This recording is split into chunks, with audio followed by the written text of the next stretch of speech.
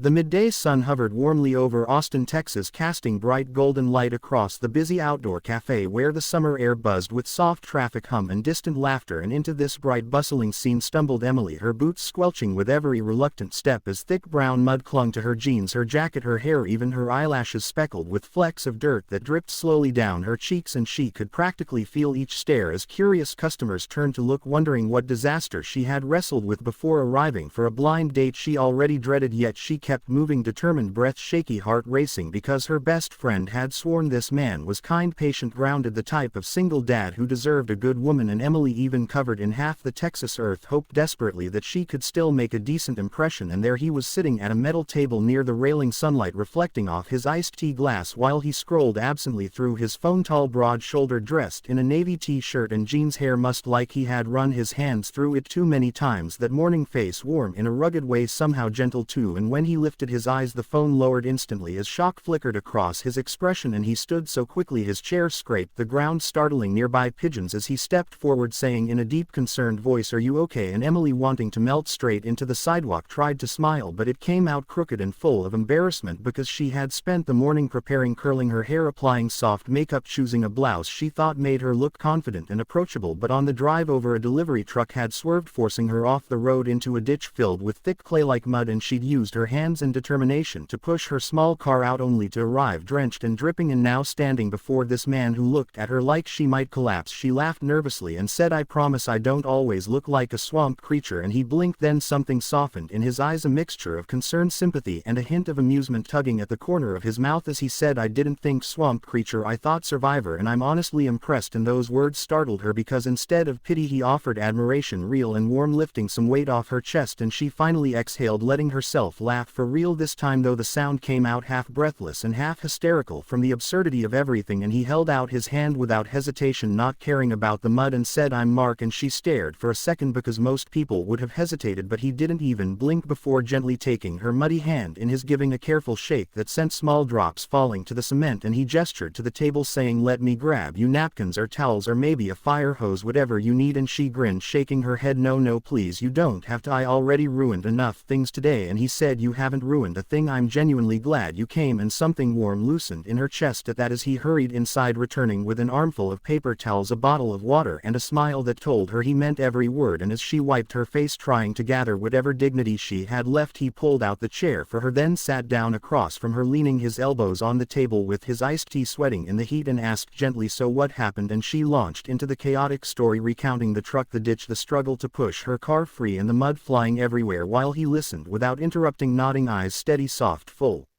of genuine attention, like nothing about her appearance bothered him. And when she finished he whistled low and said, "That's one hell of a morning, but I think it tells me something important about you. You don't quit." And although embarrassment still burned beneath her skin, she lifted her gaze and met his eyes, which held not judgment but admiration again, and that made her pulse quicken in a different way, one that had nothing to do with nerves and everything to do with unexpected hope. And when she joked, "Well, I could have quit and gone home to cry in the shower," he laughed, this deep warm laugh that rumbled in his chest, and said, "Maybe, but then I wouldn't have met you." And she felt heat rise in her cheeks, not from the sun but from the sincerity in his voice, and she found herself studying him, noticing the faint smudge of marker on his forearm. And when she asked, he grinned almost shyly and said, "My son Drew, he thinks I'm a coloring book sometimes." And she laughed, picturing it, the rugged man covered in toddler doodles, and something about that image softened her heart even more, because here was a man who didn't mind getting messy for his kid. Maybe that's why he didn't flinch at her mud-soaked disaster appearance. And as they talked, the awkwardness dissolved, replaced by easy conversation,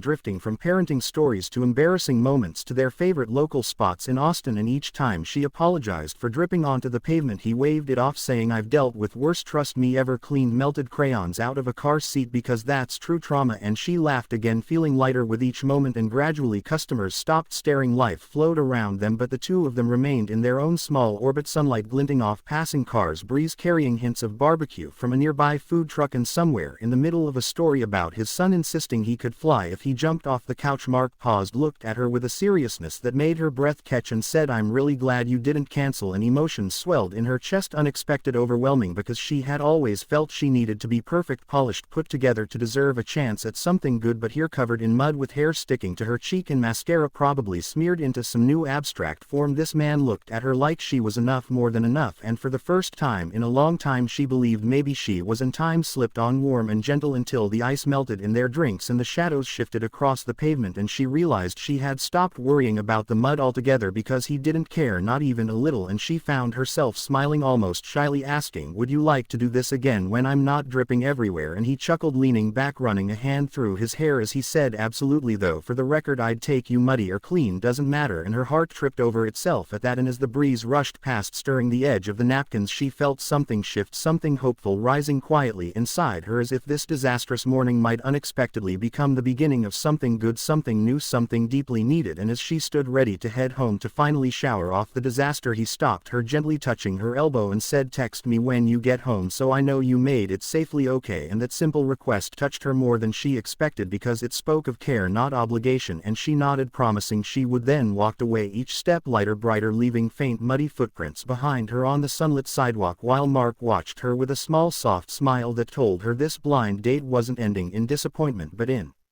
possibility and hope, and maybe even something beautifully unexpected. And thus the scene ended with Emily glancing back once, catching his warm, steady gaze, and smiling to herself, because sometimes the worst mornings led to the best beginnings. Please